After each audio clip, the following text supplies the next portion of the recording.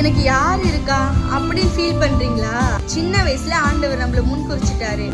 அவருடைய ஜீவனை கொடுத்து நம்மள வாழ வச்சிருக்காரு. எவ்வளோ பெரிய ஒரு பாக்கியம் இல்ல? ஒரு பாடலா பாடலாமா? வாங்க பாடலாம்.